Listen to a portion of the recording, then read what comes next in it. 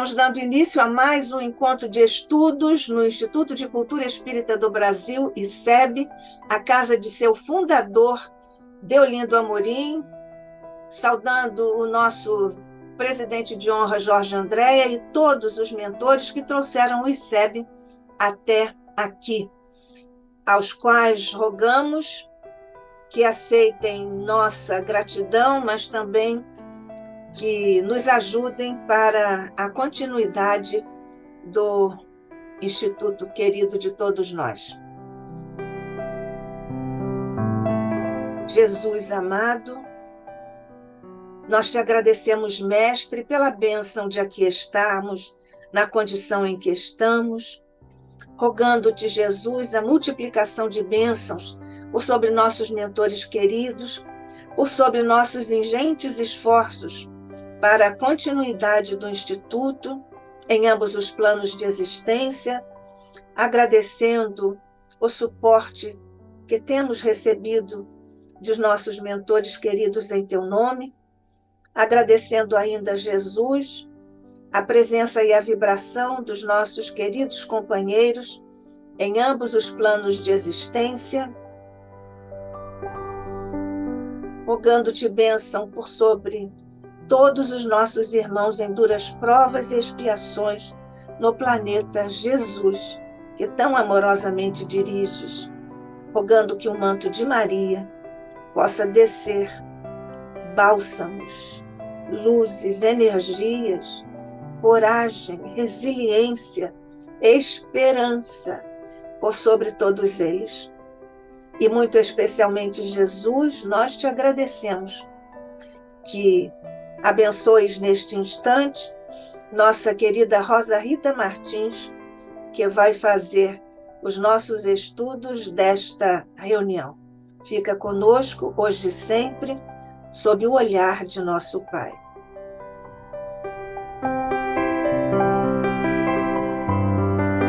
Bem, já sabemos que quem está conosco aqui é Rosa Rita Martins, médica com especialidade em genética e doutora em genética pela Universidade Federal do Rio de Janeiro, é vice-presidente do Instituto de Cultura Espírita do Brasil e está aqui para nos falar hoje sobre moléculas da emoção, a influência do espírito.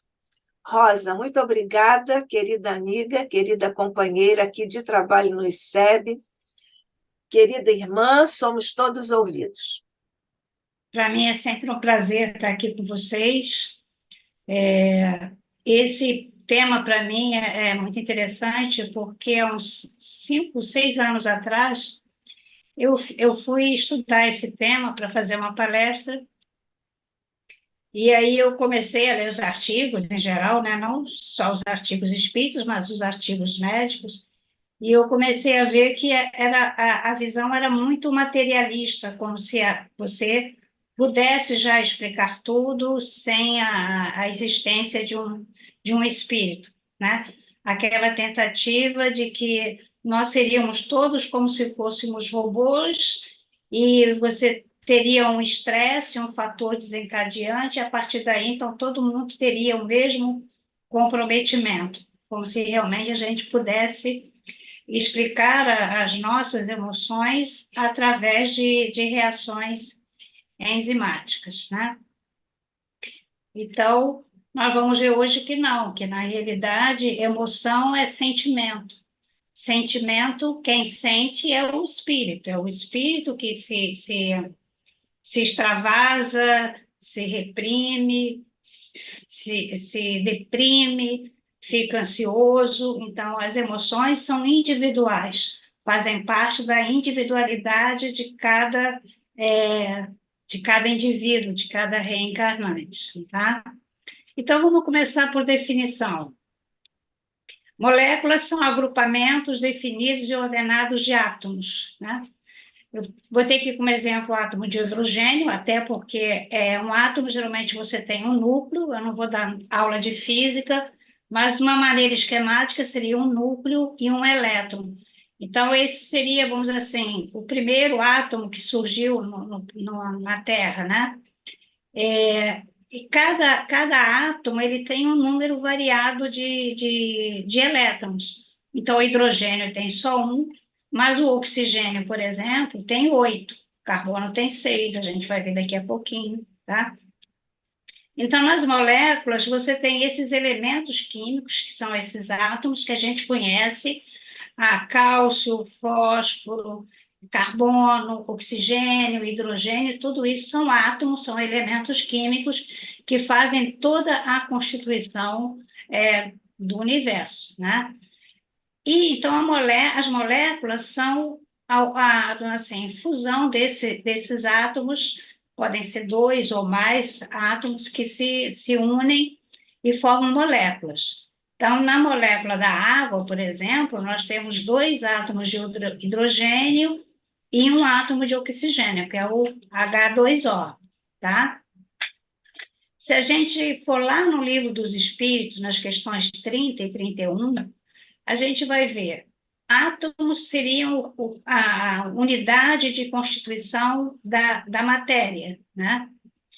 E lá na questão 30 e 31, Kardec nos fala que a matéria é formada de um único elemento primitivo, que seria os átomos. Se inicialmente se achava que o átomo era só isso, um núcleo e um elétron, dois elétrons, três elétrons, hoje a gente sabe que não. Hoje a gente sabe que nesse núcleo você tem os elétrons, os prótons, os nêutrons e uma série de partículas e subpartículas, como quarks, que fazem toda assim, a regulação energética das reações químicas, onde você faz a fusão dos átomos, para então você ter as moléculas você tem proteínas, ou elas se organizam de maneira a formar tecidos, tecidos formam órgãos, órgãos formam todos os nossos, o sistema, né, orgânico dos seres vivos, tá? Então, a gente vê no Livro dos Espíritos que a matéria é formada de um único elemento primitivo, que seria os átomos. Os corpos que consideramos simples não são verdadeiros elementos, mas transformações da matéria primitiva.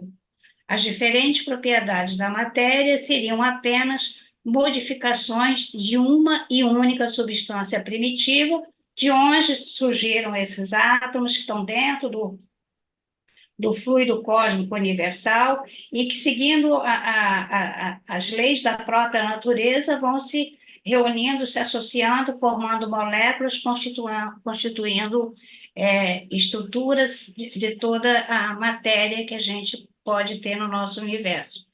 Então, todo o universo é constituído de átomos. O que diferencia as estrelas, os planetas, os orbes, é, na realidade, como esses átomos se organizam. Então, o que diferencia os constituintes são a sua organização atômica. Nós conhecemos qual é a organização atômica que permite a vida na Terra, mas a gente não sabe como são os outros orbes, tá? Então, assim, todos eles estão no universo e todos eles estão dentro do corpo humano também, né? Na Terra, né? Os seres vivos e os humanos, eles são constituídos por todos esses elementos químicos, mas numa determinada proporção. Então, se a gente olhar o nosso corpo, 65% oxigênio. Depois, o segundo maior é o carbono, depois o hidrogênio, depois o nitrogênio, e depois vem todos os outros elementos químicos que a gente tem na natureza, que vão diminuindo a concentração, mas que estão no nosso organismo. Então, tudo que está no nosso universo relativo ao nosso planeta Terra também está na nossa constituição, no nosso corpo físico, tá? Provavelmente, o perispírito, ou pelo menos a porção perispiritual que se liga ao nosso corpo físico, também é constituída de átomos, para que a gente possa ter essa comunicação, né, para que possam captar nossas emoções, para que a gente possa também sentir ou ter as percepções de tudo que nos acontece no meio ambiente. Então, para que a gente possa ter interpretação e inter-relação entre informações, é preciso que a nossa constituição atômica e pelo menos uma parte do perispírito seja semelhante. Então, desde a concepção até o final da vitalidade do corpo físico, essa interação espírito, corpo, perispírito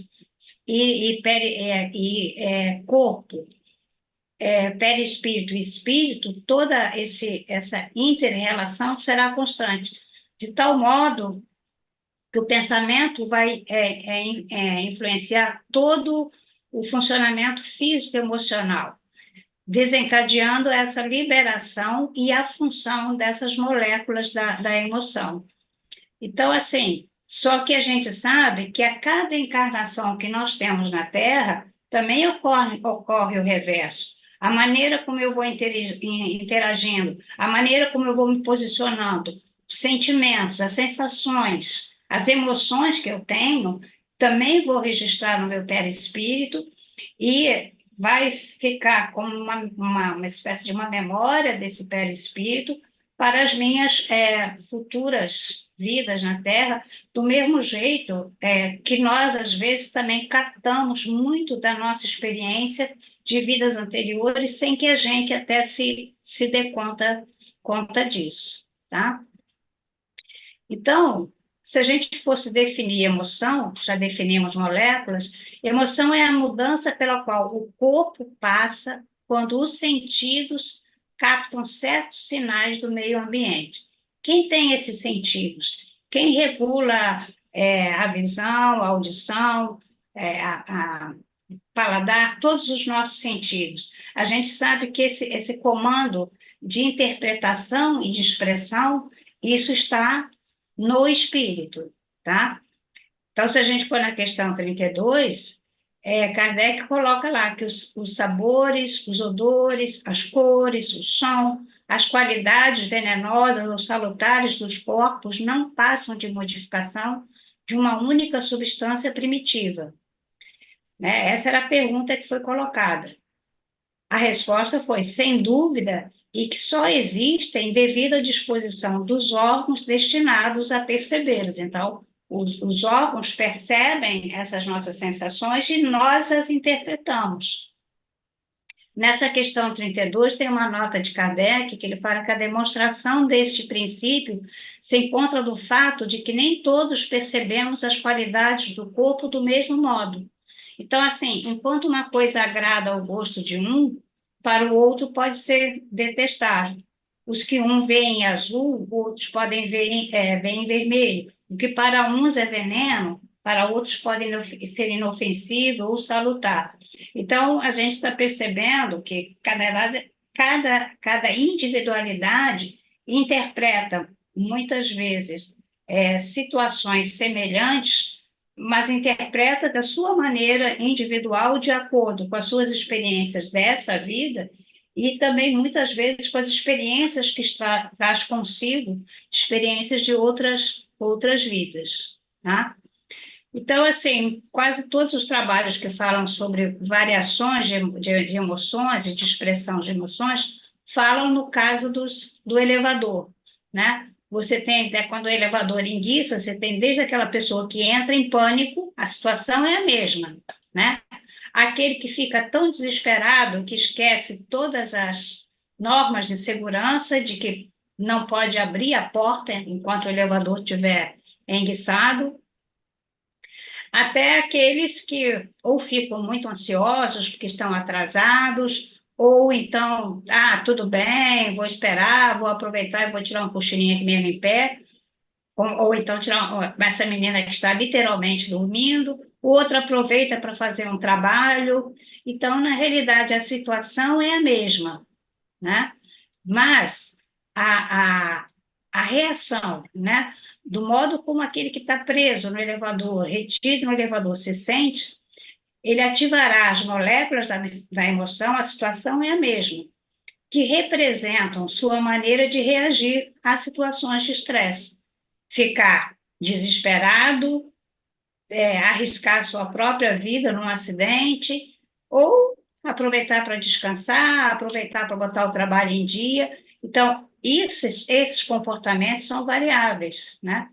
E mostra, então, a nossa individualidade na maneira de agir para a mesma situação. Se, aquilo que eu estava falando no início, se a gente fosse ter um conceito materialista, a gente diria: se você fica preso no elevador, você vai ficar ansioso, a ansiedade vai liberar cortisol, você vai ter taquicardia, você vai ficar ansioso, né? Nervoso. Então, deveria ter uma sequência de mesmas coisas, se tudo fosse dado pelas mesmas moléculas da emoção. Mas não são as moléculas de emoção que comandam o nosso organismo. Quem comanda o organismo, quem expressa a emoção, é o espírito. Por isso a gente tem essa variabilidade de comportamento, tá? Mas aí vamos voltar um pouquinho mais para os átomos, porque a gente sabe que nada ocorre ao acaso no universo.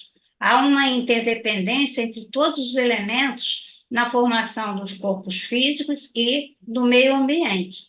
Então, por exemplo, o átomo do carbono, que tem 6 elétrons, ele, na verdade, ele pode ter uma aparência de um grafite, se você tiver uma ligação entre vários átomos de carbono, mas for uma ligação dessas menos coesa, né, mais leve, vai ser o grafite do lápis. Se você tem os mesmos átomos de carbono se unindo, mas fazem uma ligação mais coesa, você vai ter, então, o diamante. São estruturas totalmente diferentes. Mas se você for olhar a constituição química, é a mesma, né? São moléculas de carbono.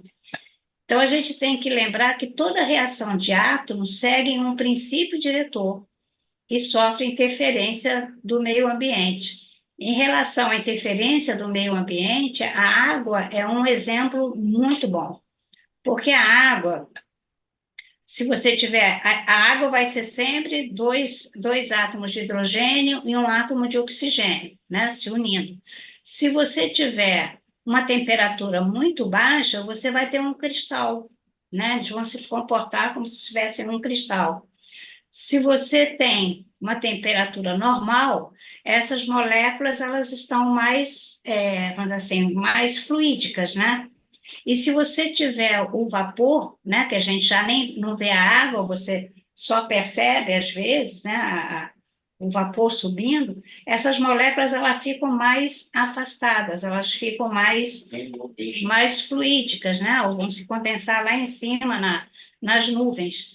Então, assim, o que que isso mostra para a gente? Que todos os nossos elementos químicos, que fazem moléculas, que fazem proteínas, que fazem hormônios, que formam os nossos órgãos, que fazem todo o funcionamento do nosso organismo, eles realmente sofrem interferência do meio ambiente, né? O que para a gente é muito fácil de compreender, porque a água existe em 70% do planeta, então 70% do nosso organismo também é formado pela água.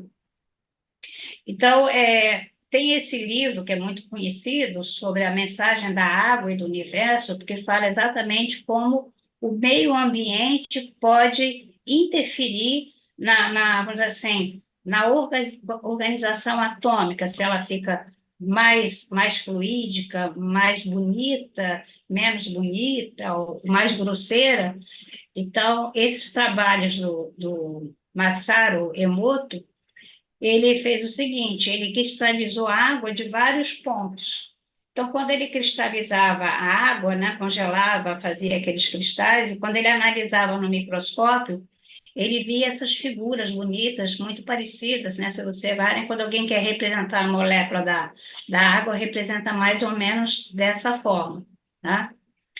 E quando ele pegava essa água, um copo d'água, deixava no local onde se faziam orações e depois ele cristalizava, ele mantinha a mesma estrutura. Já ele não conseguia ver essa estrutura num rio poluído, na água poluída, totalmente desorganizado. Isso aqui é bom para a gente ver o que que a gente faz com o nosso planeta quando a gente polui os mares e os rios, a desorganização que a gente faz no próprio ecossistema, porque como a gente interfere negativamente. E eles observaram que se eles botassem uma música clássica, ou uma música muito suave, a imagem era semelhante a essa. Mas se eles colocassem a água, o copo d'água, junto de música de heavy metal, de um rock mais pesado, ou de uma música mais agressiva, havia também uma desestruturação dos átomos. Então, a gente vê como é importante isso. A gente vê que nós somos uma estrutura atômica também, nossos corpos são estruturas atômicas que sofrem também essa influência do meio ambiente, da maneira como a gente se comporta no meio ambiente. Bom, então as moléculas da emoção, elas são conhecidas como neurotransmissores porque elas são a origem delas pode ser no cérebro, né? Daí vem a palavra neuro, que seria neurológico, né? Das células nervosas, ou elas não são originalmente do cérebro, mas a síntese delas é estimulada pelos neurotransmissores. Então, aí entra uma série de hormônios, né? Hormônios da tireoide, da suprarrenal, dos ovários, do testículo, que o controle do funcionamento dessas glândulas é feito por neurotransmissores, tá? Essas moléculas, elas são usadas para transferência de informação entre os próprios neurônios e outras células que possuem receptores específicos para eles. Ligados aos seus receptores celulares, né, aqui tem um esqueminha, né? Seja um hormônio, ou seja um neurotransmissor, ou qualquer medicamento que simule um neurotransmissor, ele se liga a um receptor de uma célula, e aí ele entra dentro da célula, e aí ele vai estimular uma reação. Então, ligados aos receptores celulares, entram nas células e expressam, através da sua função celular, as emoções do espírito. Então, se eu estou numa situação de estresse, o córtex cerebral vai receber essa minha situação de estresse, vai agir, né, no caso, vai ser sobre a hipófise, o hipotálamo, que vai agir sobre a hipófise, uma série de glândulas, né, lá do sistema nervoso central, para liberar um hormônio que vai estimular a secreção de cortisol. A gente vai ver isso aqui daqui a pouquinho mais na prática. Todas as nossas sensações, emoções, né, o comportamento aqui eu colocaria um pouquinho entre aspas. Mas, de certa maneira, todo esse estímulo à secreção dessas moléculas que a gente chama, né, da emoção, elas estão no sistema límbico, tá? Então, é um conjunto de estruturas cerebrais, onde tem hipófise, hipotálamo, né? São estruturas cerebrais interconectadas que processam emoções e comportamentos motivados e memórias. Composto por várias áreas cerebrais, como talo, amígdala, córtex pré-frontal, o hipotálamo, que eu já falei, hipocampo, hipófise e outros núcleos cerebrais. Então, assim, as sensações chegam, né? São sensações do espírito que chegam até o cérebro através do nosso corpo físico, da sensação que a gente passa para o corpo físico. Então, assim, emoções de raiva, afetividade, amor, alegria, né? Até aqui só o homem sorri, medo, né? A consciência de si mesmo, orientação, pensamento e afeto, a interpretação, a expressão dessas sensações, tudo passa pelo sistema límbico, né? Nossa memória é controlada muito pelas emoções, não pela razão. Na verdade, isso faz parte da nossa própria evolução, da evolução do nosso cérebro, desde que o homem começou a reencarnar na Terra, né? E nós, né? Então, o sistema límbico, ele é muito instintivo. Você teve um choque, alguma coisa que te estressa, e aí você age instintivamente, tá? Mas há 1 milhão de anos atrás, mais ou menos, quando a gente estava na fase do Homo erectus, a gente começou a aprender a expressar nossas emoções de uma forma mais racional, né? Porque na evolução do nosso cérebro, então, houve o desenvolvimento do neocórtex, que é essa parte aqui assim, uma partezinha fininha, mais externa, que é a parte do cérebro que comanda a razão e o discernimento, controlando os instintos e as emoções. Então, a gente sabe que na especiação, na evolução das espécies, dos seres vivos, né, tinha primeiro só o cérebro reptiliano, mas depois veio, então, o cérebro das emoções, né, que é o sistema límbico, e aquilo que eu falei, há 1 milhão de anos atrás, mais ou menos, a gente começou a racionalizar, a gente deixou de ser tão instintivo e começamos a racionalizar as nossas emoções. A gente acabou com os nossos processos instintivos? Não. Tudo depende muito da situação, de como você está no dia. Nós ainda temos reações instintivas, sim. Então, os neurotransmissores, eles podem ser, então, como eu falei para vocês, de origem lá no sistema nervoso central, que são os neuropeptídeos, ou são hormônios. Os neuropeptídeos são moléculas sintetizadas pelos neurônios. O seu estudo pode fornecer a chave para o entendimento da química da emoção do corpo.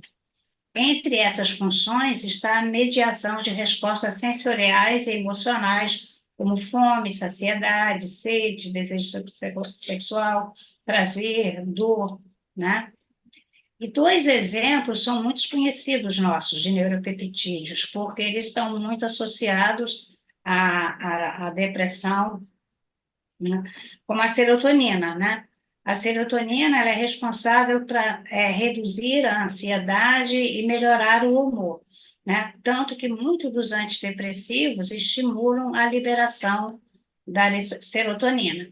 É lógico que na depressão, só tomar o medicamento para estimular a liberação da serotonina não vai ser suficiente, porque você tem que tratar também quem? Você tem que tratar o indivíduo. Então, você pode usar o medicamento, mas você não pode abrir mão da avaliação psicológica, do acompanhamento, do autoconhecimento, entender o que está acontecendo que te faz interferir na sua secreção de serotonina de maneira de você desencadear um quadro de depressão. Tudo sempre vai ser importante quando você trata a expressão clínica e você trata o indivíduo, você trata o eu que existe dentro de você também, para que você entenda o que está acontecendo e possa ser um tratamento conjunto. A dopamina, né, controla níveis de estimulação e controle motor em muitas partes do cérebro, né?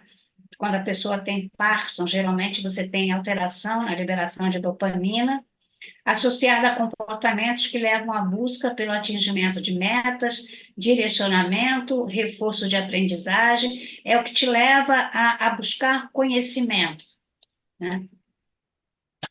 Outros exemplos são a acetilcolina, por exemplo, que controla atividades de áreas cerebrais relacionadas à atenção, à aprendizagem, memória, né? Existem vários medicamentos que fazem propaganda, eles, temos acetilcolina, vai interferir na aprendizagem, tem muito em remédios usados, às vezes, para adolescentes com dificuldades na escola.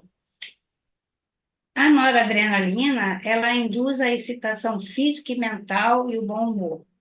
É uma mediadora de batimentos cardíacos, né? Interfere na pressão sanguínea e melhora a síntese de glicose, aumentando a energia, assim como outros benefícios físicos. Na verdade, isso quando tudo é fisiológico, porque se você, numa situação de estresse, você liberar mais noradrenalina do que você precisa, né? Isso é tudo quando você está fisiologicamente estável. Porque numa situação de estresse, você vai aumentar os batimentos cardíacos, a pressão cardíaca, a glicose vai aumentar, né? Então, assim, tudo funciona bem no nosso organismo quando todos esses neuropeptídeos, os neurotransmissores em geral, são secretados no momento certo, na hora certa, na quantidade certa. As encefalinas e endorfinas são opiáceos, são opiáceos naturais do nosso organismo, que modulam a dor, reduzem o estresse. Elas podem estar envolvidas no mecanismo de dependência física, porque se a pessoa começar a usar medicamentos, né, com essas substâncias, sem uma necessidade, tudo que a gente precisar usar porque realmente precisa, o processo vai ser normal. Mas quando entra o abuso dos medicamentos, né, principalmente com as endorfinas, o seu sistema normal de produção delas, o seu sistema natural, ele vai parar de funcionar. Então, você vai depender cada vez mais daquilo que você está usando. Você começa com uma dose, depois tem que dobrar a dose, duplicar a dose, e aí vem os efeitos colaterais. Então, o segundo grupo de neurotransmissores são os hormônios. São moléculas de ação sistêmica, que são produzidas por células específicas, que são lançadas na circulação e exercem funções específicas. Então, aqui a gente tem a neurohipófise estimulando a função da hipófise, e aí a hipófise estimulada vai produzir a prolactina, né, que vai desenvolver a lactação da glândula mamária. Você tem os hormônios estimulantes sexuais, os hormônios da tireoide, o hormônio adrenocorticotrófico, que estimula a adrenal a produzir o cortisol, e tem o hormônio somatotrófico. Então, assim, cada uma dessas secreções pode ser comprometida em situações de estresse, né?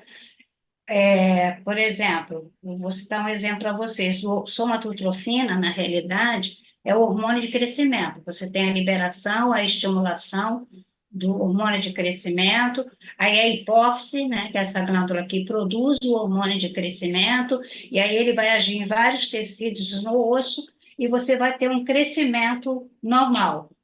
O que acontece em determinadas situações? Crianças que são criadas em orfanatos, crianças que sofrem de deprivação materna, porque deprivação materna, às vezes, não são só as crianças que são órfãs, né?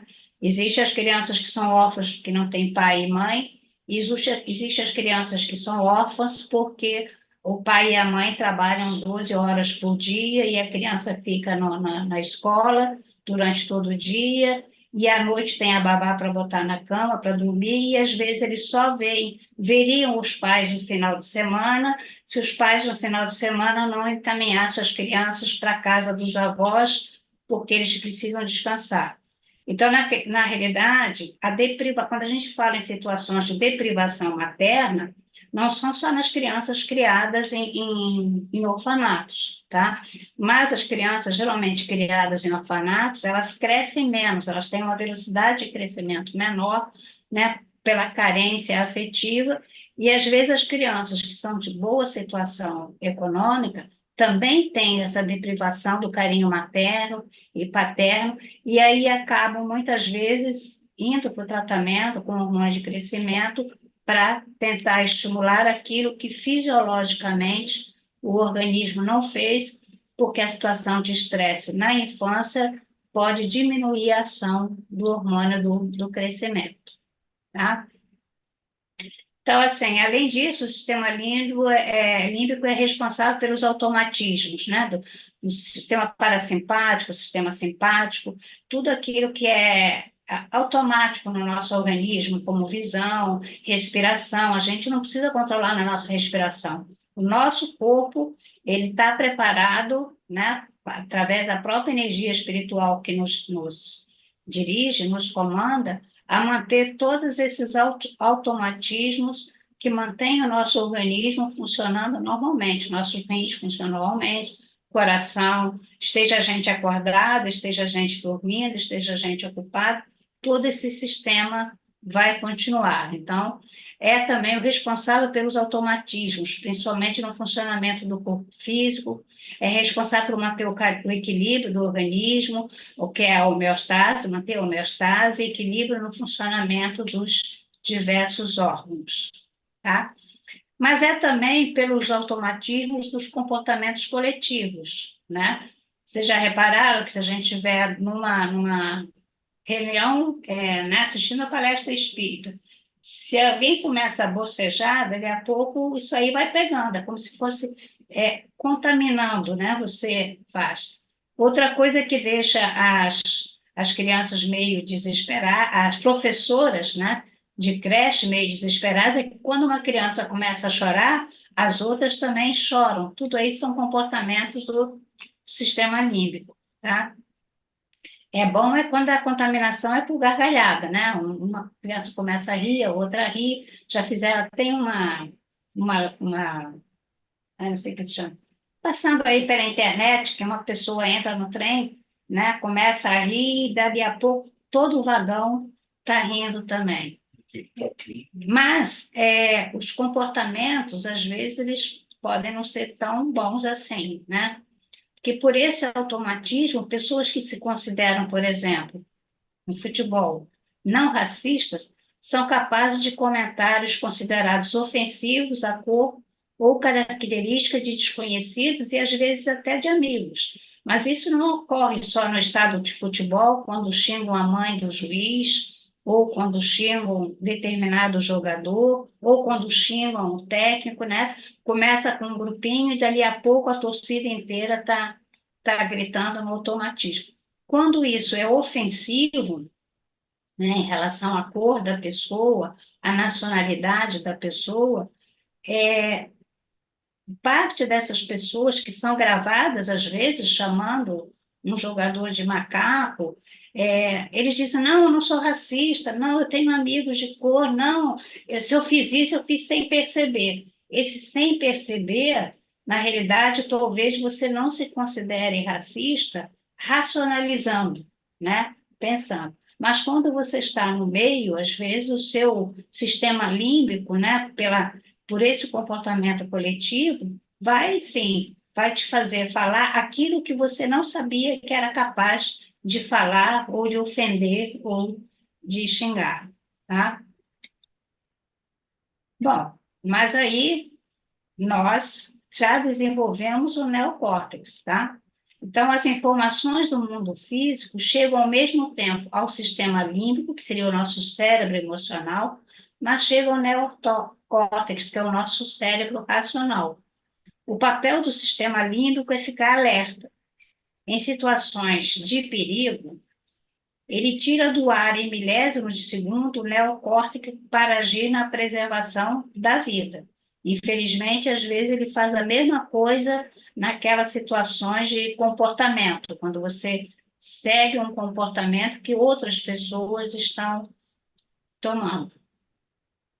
Então, em situações de estresse e frustrações do dia a dia, como seu time está perdendo no futebol, você pode ter uma resposta instintiva rápida, diferente da que você teria se você tivesse raciocinado. Uma resposta única, se houver um bom controle das emoções, você vai ser sempre estável. Se você tiver convicção do que você pensa, do que você sente, né? Se você se conhece, se você tem um bom autoconhecimento, as pessoas podem do teu lado falar uma série de ofensas a uma outra determinada pessoa que você não vai concordar com aquilo e você vai manter a sua posição. Então, só a evolução do espírito traz um raciocínio rápido o suficiente para impedir uma resposta ou uma observação intempestiva, da qual mais tarde você se arrependerá ou será responsabilizado por ela, tá? Então, vamos falar agora um pouquinho mais. A gente já falou sobre algumas moléculas da emoção, dos hormônios. Vamos falar sobre elas, então. No total, nós temos 50 a 60 substâncias que atualmente são consideradas como neurotransmissores, liberadas e distribuídas pelo corpo, levando instrução às células-alvo, quais genes devem ativar, que proteínas devem produzir, enfim, induzir uma determinada função celular. Eu penso, eu vivo determinada situação, aquilo desperta em mim uma emoção, essa emoção faz com que eu transmita, né, para o meu sistema orgânico, né, o que eu estou sentindo, e essas células-alvo, então, elas vão reagir de acordo com como eu, espírito, me vejo perante aquela situação. Essas moléculas fazem parte do nosso organismo. Cada uma delas tem uma ou mais funções para manter o perfeito funcionamento do organismo. Então, a gente, na realidade, vai ver que todas elas existem dentro de nós, mas elas devem estar sendo, tendo uma ordem de comando, ser expressadas no momento certo, na hora certa e principalmente na quantidade certa. Todos nós temos corticoides, cortisol dentro do nosso organismo e a gente espera que esse cortisol esteja sempre numa faixa de normalidade, porque se ele estiver acima, eu vou ter uma série de situações decorrentes desse estresse, do acúmulo de cortisol, mas também se ele estiver abaixo, eu vou ter efeitos da falta que esse cortisol me faz, porque ele faz parte do meu organismo. Tais moléculas de emoção podem ser bálsamo ou veneno para a saúde, dependendo se são secretadas na concentração certa, ou acima, ou abaixo do que seria desejado, como eu estava falando do cortisol. Ele é tão nefasto quando está acima, como também quando está abaixo do normal. O sistema límbico está preparado para receber essas informações, interpretá-las como boas ou ruins e preparar o corpo físico para a resposta indicada pelo espírito. E como é que as emoções afetam o nosso corpo físico? Na verdade, cada emoção ela tem a sua própria assinatura bioquímica. Por exemplo, hostilidade, raiva, ódio, irritação, tudo isso aumenta a secreção do cortisol. Afeto e empatia elevam a ocitocina, que é um hormônio estimulado pela secreção do hipotálamo. A felicidade libera dopamina. A liberação da serotonina e endorfina estimulam sensações de bem-estar. Situações de estresse elevam a secreção de cortisol, adrenalina, com efeitos deletérios para o organismo. Então, o cortisol, que eu já citei mais de uma vez, geralmente você tem um controle do hipotálamo, está lá do sistema límbico, que estimula a hipófise a produzir o ACTH, que é um hormônio que estimula a secreção de cortisol, tá? E aí o cortisol é liberado pela glândula adrenal, né? Então, a glândula adrenal está aqui o esqueminha, vai liberar o cortisol.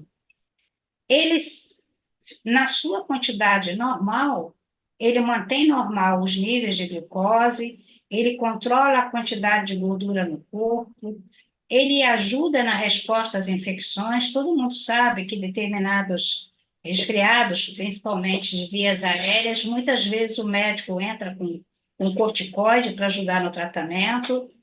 Ele prepara, mas ele também prepara o organismo para situações de estresse, né?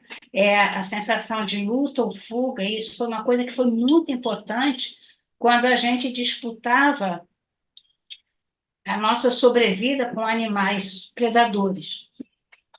Só que a gente agora não convive mais com isso, né? Mas, de qualquer maneira, o sistema fica, né? Então, se você está dentro de um ônibus, você vê que entra um assaltante, a primeira coisa que você vai pensar é: vou ter que sair daqui. E para você poder sair rápido, seu sistema límbico, ela precisa sair rápido, já começou a funcionar, liberando cortisol e adrenalina para te estimular a sair daquilo, a ter condição de sair rápido daquela situação. Só que, quando ele está elevado, ele é tóxico para o organismo, tá? Que o excesso de cortisol aumenta os níveis da pressão arterial, diminui a resistência a infecções, causa morte de neurônios, envelhecimento cerebral, perda de memória por destruição de células cerebrais no hipocampo, região do cérebro responsável pela memória. Então, na realidade, o que acontece com o cortisol é o que acontece com muitos dos medicamentos que interferem no nosso sistema límbico. Se você usa um medicamento porque você precisa dele, né? Se você usa corticóide porque você não está produzindo a necessidade que você precisa, ou você está com uma infecção que está carente de corticóide, você usa o corticóide, vai ser tudo bem, tá?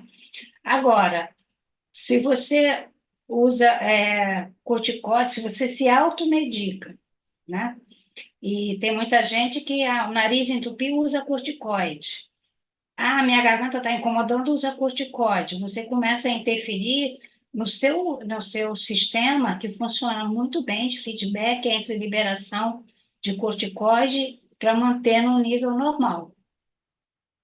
E o estresse, né? Se você não consegue se livrar do estresse do dia a dia, você também vai ter elevação do corticóide, né, do cortisol, aí vai aumentar a incidência de doenças cardíacas, câncer, diabetes, porque o cortisol em excesso é hiperglicêmico, a degeneração cerebral e a depressão. E, principalmente, hoje a gente já tem trabalhos mostrando que o corticoide, né, o cortisol, ele diminui o tamanho dos telômeros nos cromossomas. E os telômeros são como a nossa data de validade de sobrevida, né? Os telômeros são a parte dos cromossomas humanos que dirigem a divisão celular. Enquanto as nossas divisões, as células estão se dividindo, estão tendo todas as suas funções celulares, a gente mantém a nossa vida, né? Mantém a nossa sobrevida. Quando os telômeros, à medida que a gente vai envelhecendo, os telômeros vão diminuindo também até chegar a um ponto em que as células não conseguem mais se dividir, né? E tem uma morte fisiológica, né? O segundo hormônio que eu separei para citar é a ocitocina, porque há uns 10 anos atrás houve muita. Foi publicado um livro sobre a ocitocina, um trabalho que foi feito sobre ele, e veio aquela ideia de que poderia haver um tratamento com ocitocina para tratar uma série de doenças.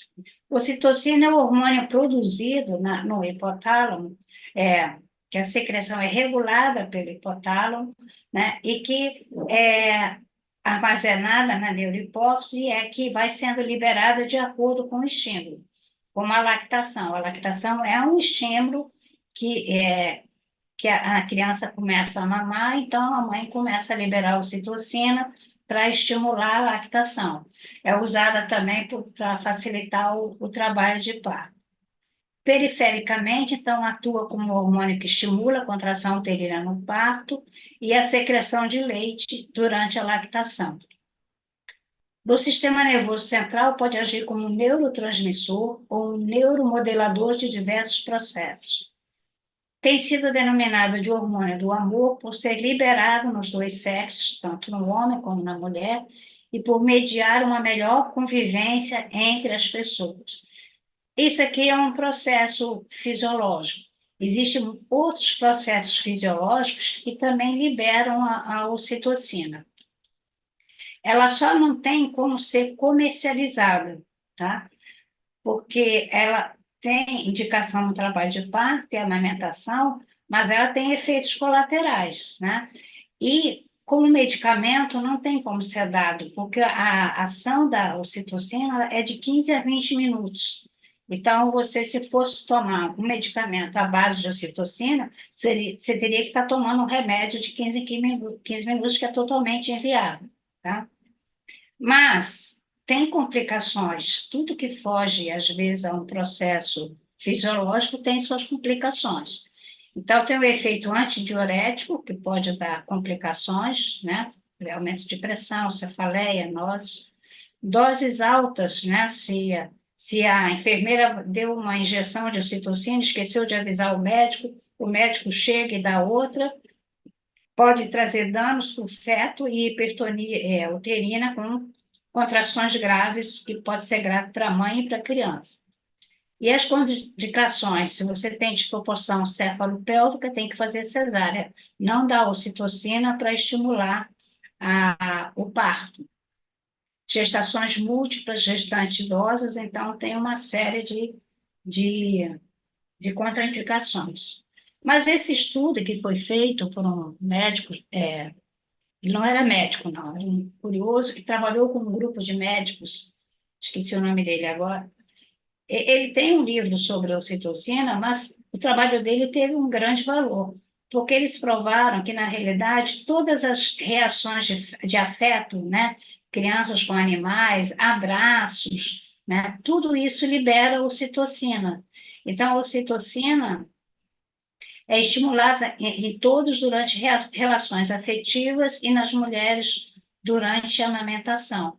Então, é um hormônio que está associado muito à empatia, é associado à afeição, ao amor, reduz níveis de cortisol, baixa a pressão, protegendo das doenças relacionadas ao estresse, né? Então, assim, um abraço, às vezes muito bem dado, no momento certo, com muito carinho, com muito afeto, geralmente você harmoniza até um amigo que não está bem, e aí você diz assim: não, não posso fazer nada, agora eu vou só te dar um abraço. Um abraço com carinho, com afeto, né, com empatia, estimula, sim, a liberação da ocitocina, tá?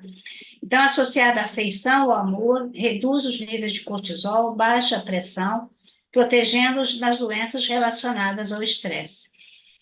Que a gente sabe que fazer o bem faz bem é uma coisa que a gente sabe desde o século XVIII e a partir do século XX isso foi mais do que provado em diversos trabalhos com estudos estatísticos mostrando que sim. Mas o que que o fazer o bem? O que que é fazer o bem? É você ter empatia por alguém. É você exercer solidariedade e atenção com o próximo. Então, isso também está provado estatisticamente em vários trabalhos, né, que falam sobre medicina e espiritualidade, que como o trabalho no bem melhora a resistência ao estresse e preserva a saúde, né? Outros mecanismos fisiológicos que estimulam a secreção da ocitocina é dançar principalmente em um grupo de amigos e conhecidos, seguir uma religião, mas com fé, não por tradição ou por obrigação, e um serviço voluntário também, porque fazer o bem faz bem. Então, o amor e a compaixão são necessidades, não luxos, né? Isso foi Dalai Lama que disse. Sem eles, a humanidade não pode sobreviver. A solidariedade faz bem tanto a quem é assistido como quem faz assistência. Ou seja, o primeiro a ser ajudado é aquele que ajuda. Isso tanto do ponto de vista físico, né, com a liberação das moléculas da emoção, como espiritual. Não é a ocitocina que nos torna mais humanos, gentis e prontos para ajudar. Então, sempre lembrar que emoção é um sentimento do espírito. Então, esse é um comportamento do espírito. O que a ocitocina faz é manter normal. Você está bem, você se sente bem e você quer ajudar alguém. Então, isso faz com que você mantenha a ocitocina no nível normal, que vai manter normal o nível de cortisol, que mantém, então, a homeostasia do corpo físico. Isso já é demonstrado cientificamente. Então, concluindo, os neurotransmissores traduzem em função celular a expressão física da nossa natureza espiritual e, num caminho inverso levam ao sistema nervoso central a mensagem de como foi sua reação. Tudo que passa pelo nosso cérebro, pela nossa consciência, vai ser captado pelo perispírito e vai ser uma informação para nossas vidas futuras. Existe um livro que se chama Moléculas da Emoção. A doutora Candice Pert foi a primeira que começou a estudar essas moléculas. Então, ela fala que a emoção é a ponte que liga o reino material e o material. Então, que liga o nosso dia a dia, as nossas experiências de vida, a nós mesmos como espíritos. As moléculas da emoção são os elos bioquímicos entre a consciência, entre o espírito, a mente e o corpo. Para viver em harmonia com o próximo e consigo mesmo, é preciso adquirir o equilíbrio entre as reações imediatas, instintivas, emocionais e as respostas racionais que preservam os elos sociais. Então, muitas vezes a gente tem que contar um pouquinho, 1, 2, 3, 4, 5, ou de 1 a 10, se der tempo, antes de tomar uma reação em determinada situação e ver se você não está deixando o seu sistema límbico se sobrepor à sua neocórtex. Se a gente desenvolveu uma neocórtex, né? E se isso fez todo o diferencial entre a evolução do homem dentro do grupo dos seres vivos, isso tem uma razão de ser e a gente deve respeitá-la e usá-la. Então, era isso que eu tinha para trazer hoje. Agora a gente ficou aberta às discussões.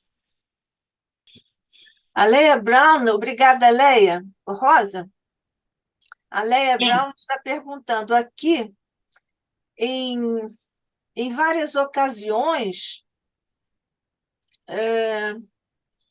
não estou entendendo muito bem, em várias ocasiões, o paciente ou a paciente pode, pode é, ter uma doutrina de um abraço. pode, pode. Às vezes, eu tinha um professor de medicina, né, na parte de clínica, na clínica médica, que ele dizia o seguinte: muitas vezes você não tem mais o que fazer ou o que dizer para o seu paciente, mas você sempre pode levantar da cadeira e ir até ele e lhe dar um abraço. Ele vai melhorar. Isso aí é uns 40, 50 anos atrás, né? Mais de 50, né? Porque 50 eu vou fazer de formada, né? Ele já falava isso. Levante e dê um abraço. Você não sabe Ele, ainda o que fazer, mas levante e dê um abraço para o seu paciente, vai melhorar. ele estava antecipando a doutora Candice Pert Isso. e também, Bezerra de Menezes, que quando Sim, desceu a escada lá da FEB, na Avenida Passos, não tinha mais nada, disse, um homem foi pedir a ele, não é isso? Essa história é conhecida, é mas ela é conhecido. tão bonita, é tão emocionante, que nós estamos aqui dando só alguns detalhes para nós todos vivermos essa lembrança maravilhosa de mais esse momento grandioso do Bezerra. Então, ele disse não tinha mais nada, deu um abraço. Ô, Uhum. Rosa, você falou de reações coletivas do sistema límbico. Quando desencarnou o Ayrton Senna, ou quando desencarna, quando Oi? há, sim, é porque eu estava. Ah, sim, O, sim. o Ayrton Senna desencarnou e o Uhum. Brasil inteiro chorou. E muita gente chorou ao mesmo tempo. Essa situação em que não havia assim uma contiguidade no espaço, que você deu o exemplo dos bebês, não é, no mesmo lugar e outros exemplos análogos. Isso também é por causa de um sistema límbico de uma população inteira que foi afetado por um evento. Eu acho assim, a situação da perda ou do acidente, ou de mostrar, você teve centenas de pessoas percebendo ao mesmo tempo como a vida pode ser tirada em questão de segundos, né? Eu acho que isso mobiliza muito o seu instintivo, a sua conservação, ou a ideia de que se um jovem saudável, rico, milionário pode morrer, você também pode morrer também. Eu acho que existem muitos fatores envolvidos. Mas, assim, existe um comportamento que é instintivo no ser humano, que é ter ídolos, né? Você tem bons ídolos, Ayrton Senna era um bom ídolo, mas não deixava de ser um ídolo que tinha consciência de que poderia ter um acidente grave, né? Então, assim, mas era um ídolo. E ídolos são humanos, né?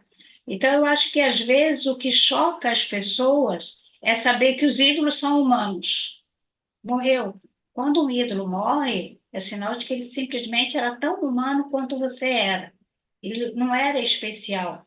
Você deposita nele todas as suas ideias de fantasias, né? De super-homens, né? De eu não consigo, mas olha, eles conseguem, né? Eu não tenho muitos seguidores na internet, mas olha só quantos fulano tem. Aí ele vira um ídolo, né? E às vezes a pessoa não tem nada de ídolo, não tem nada a ver com a Ayrton Senna, que era uma pessoa excelente, muito boa e muito humana.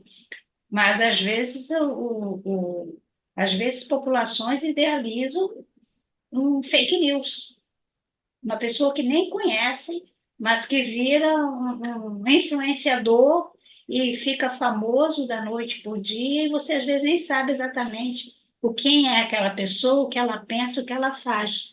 Eu acho que isso talvez seja um comportamento instintivo, a necessidade de seguir um líder, de dar alguma coisa que te distraia, porque se você distrai, você não tem que pensar no seu dia a dia. Não sei. Aí Os povos do seu livro, os heróis.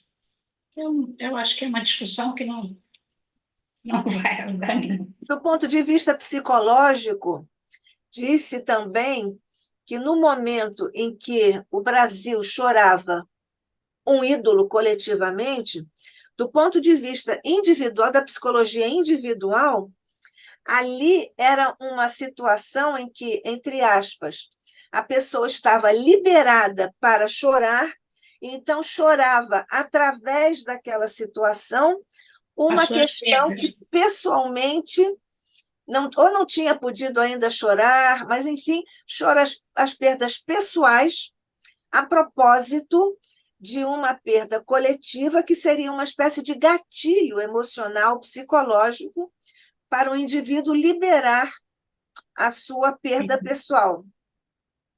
Pode ser, não Nesse sei. caso, o sistema límbico estaria operando? Não sei te responder isso, Nádia. Eu não sei se o sistema límbico, porque o sistema límbico ele é muito automatismo. Eu acho que passa pelo fato, se um ídolo morre, o que que não pode acontecer comigo? Entendeu? É a ideia de você perder um ponto de referência, se sentir meio órfão daquilo que você. Você, quando você tem um ídolo, você para de se preocupar com o seu dia a dia. Seu dia a dia não é mais importante. Tem pessoas que passam a vida inteira seguindo um show da Madonna. Junta dinheiro, compra ingresso, vai. Aí ela vai não sei para onde. Ou segue o seu time de futebol. Você deixa de pensar nos seus problemas e você passa a focalizar tudo ali. E aí vem a frustração quando o seu time perde, você quer quebrar tudo, né? Mas eu não sei se isso é pelo sistema límbico, não. Eu acho que seria muito fácil a gente culpar ou relacionar com o sistema límbico. Eu acho que isso é imaturidade individual do próprio indivíduo. Desde aquele que cria ídolos, porque quando você cria um ídolo, você deixa de viver o seu dia a dia e passa a viver o dia a dia do seu ídolo. Você deixa a sua vida de lado, né? Passa o seu foco é aquele, né? Quem eu sigo vai não sei para onde eu vou também, né? Você pode perder o emprego, mas não importa, tem que ir para onde vai, né? Eu não acho que seja pelos automatismos, não. Eu acho que aí é uma necessidade do espírito fugir do seu dia a dia, porque essa reencarnação não está agradando em nada, Uhum, tá. entendeu? Aquele exemplo, o mecanismo do sistema límbico foi acionado ou é acionado quando um bebê começa a chorar e os outros choram em cadeia, etc. Cadê? Esse é o mesmo mecanismo que faz com que as pessoas riam em um velório. O Freud fala nisso, né? Esse riso nervoso assim. E às vezes uma pessoa ri em um velório e as outras todas riem. Ou então uma pessoa ri quando uma outra cai e várias pessoas As pessoas. riem também. Isso é o sistema límbico? Isso é o sistema límbico. É quando você tem um comportamento, porque a outra pessoa teve, então você repete o comportamento. Contagiante. É a mesma coisa se você, às vezes, a pessoa está chorando por uma coisa que não tem muito a ver com você, mas quando você vê uma pessoa compulsivamente, você pode também chorar se você fizer empatia com aquele sofrimento, então você quer sofrer junto com a Aham. pessoa, entendeu? Então, isso acontece também. Ninguém está chorando no velório, mas de repente um começa a chorar, aí várias pessoas começam a chorar, entendeu? Isso sim, isso é um comportamento do sistema límbico. O pressuposto da deflagração desse processo é com a oxitocina, que agora eu vou colocar. Sim, eu ia falar alguma coisa? Não, não. Tá bom. Então, o pressuposto é esse. Agora, quando nós dormimos, o corpo, evidentemente, o corpo físico vai se recuperando dos desgastes do dia, etc. Então, durante o sono, pode funcionar esse mecanismo deflagrador da oxitocina quando o corpo fica, mas o espírito vai ao plano espiritual e encontra um afeto. A oxitocina está funcionando? Eu acho que não, porque aí no caso você está desmembrado, você está, né? Você está em desdobramento e é o espírito que está ali. Eu acho que para ele ativar, ele teria que estar mais próximo ao sistema orgânico dele.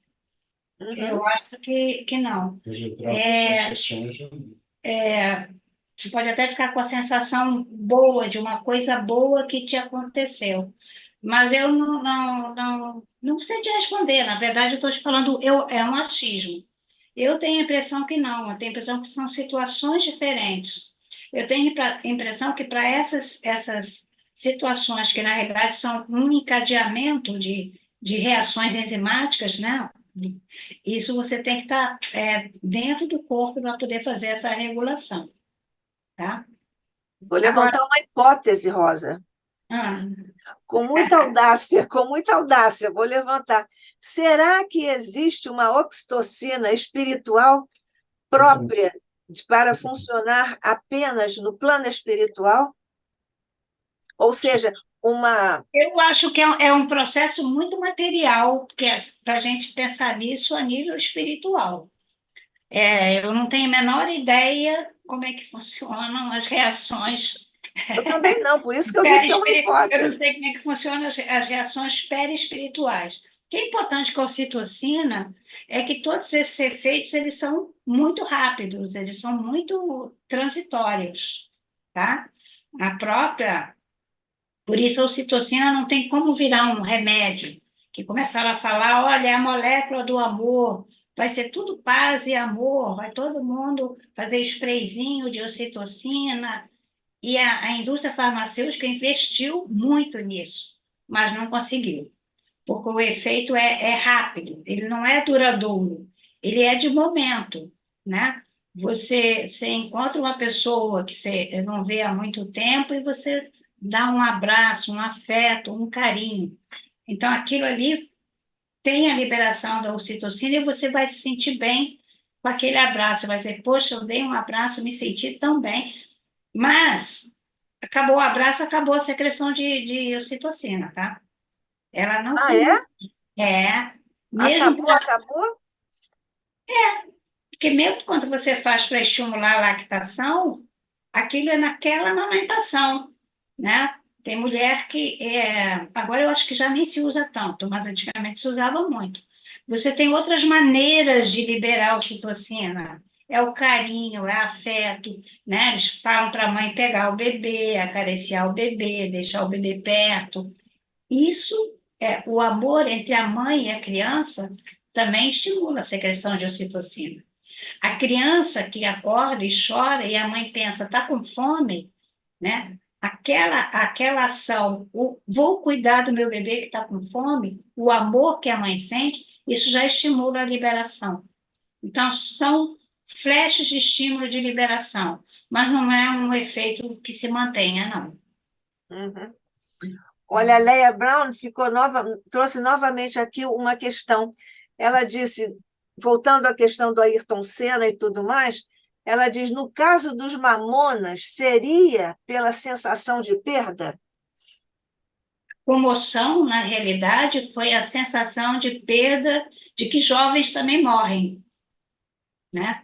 Morrem em acidente. É muito pela sensação de perda do que aconteceu com eles, poderia acontecer com seus filhos, com seus netos, né? Então, assim, eu acho que é mais até por isso, pela sensação de perda. Você não vai mais assisti-los. Quem era seguidor deles sabe que você pode até ter o filme sobre eles, mas não são eles que estão no filme. É uma sensação de perda. Deixa eu ver aqui se nós temos mais alguma participação. Sim, pelo YouTube, a Ana Ferreira de Oliveira Nunes nos cumprimentou, mandou muitos coraçõezinhos azuis, prece e muitas flores. Obrigada, Ana Ferreira, agradecemos, retribuímos. O Hegel da Silveira, olá, Hegel, em Teutônia, Rio Grande do Sul. Continua conosco, muito bom. Na verdade, temos aqui o nosso Carlos, aqui o nosso editor visual, está dizendo que, no caso do Ayrton, porque o evento, toda aquela comoção, foi provocada pelo fato de ter sido transmitido ao vivo para todo o planeta aquele momento. Sim. Transmitido e repetido, e repetido, e reprisado. Tocou mais nos fãs do que aqui nos filmes. Mas aí você acha que a cada vez que aquilo era repetido, armava-se, detonava-se o mecanismo do do sistema límbico? límbico? Eu acho que não, Nádia. Eu acho que, assim, o sistema límbico é um processo imediato, entendeu? E era assim, ele era muito importante quando a gente tinha que ter um mecanismo de defesa. Ele era muito importante em dois momentos, na alimentação e na autoproteção, tá? Que a gente ainda tem alguns comportamentos instintivos nessa área. Por exemplo, comer mais do que precisa ainda é uma coisa muito antiga, quando você tinha uma caça e depois você podia ficar 2 dias sem conseguir caça nenhuma, né? Então, às vezes você ainda tem aquelas recordações que você tem que ter comida na geladeira. Se você não tiver, você pode passar fome, embora você more do lado do supermercado. Não é mais como era antigamente, que você tinha que caçar, né? Então, muitos desses comportamentos, compulsão alimentar, talvez isso ainda seja muito pelo sistema límbico que te estimulam a isso. Mas eu acho que, assim, uma coisa é os automatismos, né? Outra coisa é a comoção, quando você está dentro de uma situação e assiste um desastre, a sensação de perda, porque a gente não sabe lidar com a morte. Quando você está assistindo a morte, o que aconteceu com a Ayrton Senna foi o que o Carlos falou. Ele morreu ao vivo, né? Não era uma cena de filme que você desligava e depois acabou, só representou. Não. Eu acho que essas cenas mostram para o ser humano como a vida é tão tenra, é tão É frágil. frágil, frágil, como somos frágeis. Mexe muito com a nossa onipotência, né? E é como você se mobiliza quando você tem um amigo que tem um câncer. É como se estivesse chegando pertinho de você. Poxa, enquanto era uma pessoa que você nem conhecia, você não se mobilizava, mas se está perto de você, aí você se mobiliza mais. Mas eu não acho que isso tem a ver com o sistema límbico, não. Mas, por exemplo, quando você disse que o evento, nós estamos em cima do Ayrton Senna, mas também os Mamonas e outros casos, quando se repete a cena ou a própria dinâmica, o ato mesmo, cada vez que o indivíduo vê aquela repetição, arma-se o sistema límbico? Nádia, eu não conheço tanto assim, não sei se um neurologista talvez pudesse te responder. Eu tenho a impressão que não, porque são tudo reações instintivas, são de momento. Quando você repete uma situação, aquilo não é mais instintivo, entendeu? Se você me disser assim, no dia do acidente, muita gente chorou, porque outras choraram, porque viu o pessoal chorando, aí se emocionaram em casa também, isso foi sistema límbico.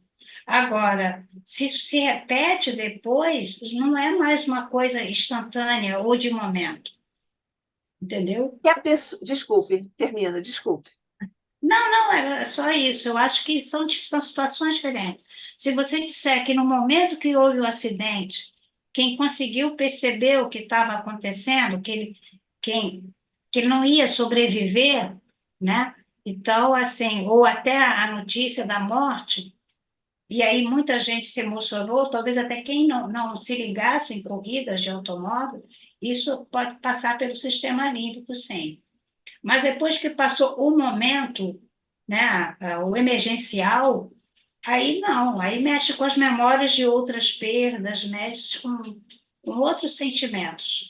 Não é mais uma coisa instintiva. O sistema límbico ele é instintivo. Agora, Entendeu? e no caso, Rosa, de pessoas que dizem assim: eu adoro esse filme, já vi esse filme 5 vezes, e toda vez que eu vejo esse filme, eu choro nessa cena. Isso é o sistema límbico? Não, isso é para você pegar essa cena e levar para o seu analista e tratar isso com o seu analista.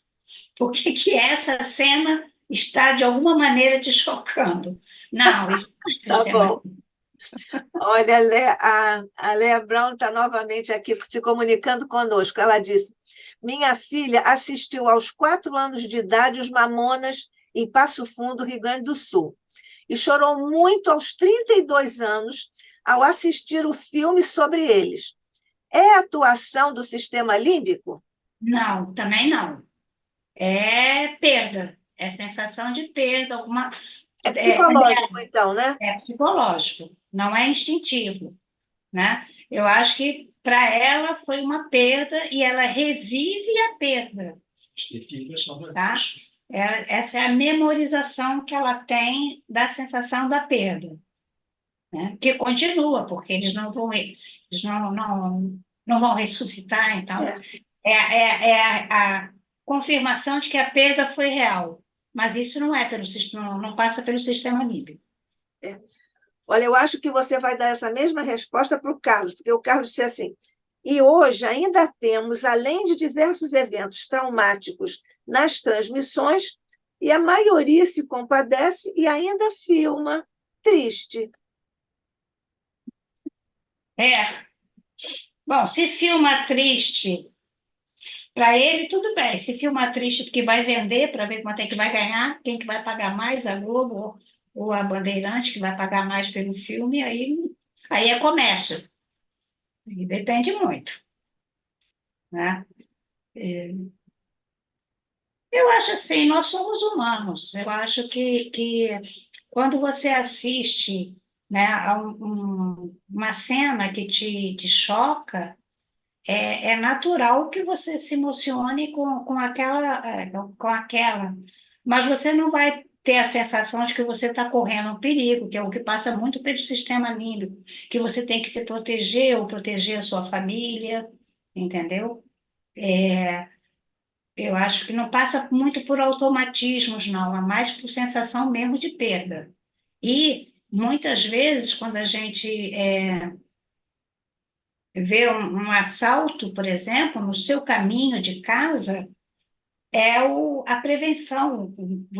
Você precisa da prevenção. Então, você precisa se assustar para ver se você pode evitar aquele caminho ou não. Eu acho que existem muitos sistemas de reação do organismo. O sistema límbico ele é muito específico para atos instintivos, né? Se você vê um assalto e você sai correndo, e depois que você sai correndo, você diz, assim, meu Deus, eu podia ter ajudado, E de repente a pessoa podia estar precisando de alguma ajuda, a pessoa que caiu, mas o teu instintivo, né, o teu comportamento é sair daquela cena, nem sem se preocupar se alguém ia precisar de você. Isso é do sistema límbico, né? É a fuga, né? É a defesa. Antes eu e depois se você se não escutar mais nenhum tiro, né?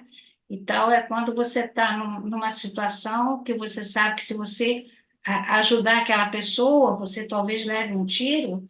Tem que ser um espírito já muito evoluído para vencer o sistema límbico, que é instintivo, ir lá e tentar socorrer a pessoa, né? Porque o sistema límbico dele vai mandar ele correr na direção oposta. Mas se ele já tem um neocórtex bem desenvolvido, ele vai dizer: não, mas eu posso ajudar, e se eu puxar para cá, talvez ele saia na área de risco de levar um tiro, entendeu? Então, Rosa, foi um neocórtex de um rapaz generoso que estava dentro de um ônibus e que saiu do ônibus para salvar uma criança e a mãe da criança que estavam num carro que estava sendo levado pela É, correnteza. Aí aquilo foi. foi o neocórtex. Sim, porque ele racionalizou. Ele disse isso. Ele disse, quando ele foi sair, ele falou: mas eu Posso morrer. posso me desequilibrar e cair. Mas aí eu acho que o neocórtex falou mais alto, mas eu posso salvar, eu posso ajudar, né? Então, eu acho que aí já ele conseguiu vencer a barreira do vou me proteger, eu tenho que me autoproteger para não morrer. Ele venceu essa barreira e continuou. Ele sabia que estava correndo risco, mas foi. Que é um caso extraordinário, né, de humanidade, né? Isso. É a grandeza do ser humano. Naquele momento, toda a humanidade se levantou, uma grandiosidade mesmo do espírito humano. Uhum. Achei uma beleza aquilo, uma beleza. Falar em beleza, nós não temos aqui mais, temos a palestra, que foi ótima, mas nós não temos aqui, deixe-me ver, não temos mais nenhuma participação. O Carlos aqui disse: agora com o jornalismo participativo, as pessoas filmam e não ganham nada. Esse é o Carlos. Então, tá, olha, não temos mais nenhuma pergunta, só a Leia Brown que falou conosco por aqui, e o nosso Hegel lá de Teutônia, etc. Então, Rosa, Rita Martins, o ICEB continua muito agradecido a você Eu pela agradeço. palestra, naturalmente, pelas palestras ao longo de tantos anos, e particularmente também agora com a sua magnífica, muito grata colaboração como vice-presidente do ICEB. Que Deus te abençoe, te ilumine, nossa vice-presidente, nossa irmã querida. Muito obrigada, Rosa. Obrigada, Nádia. Eu que agradeço pelo carinho.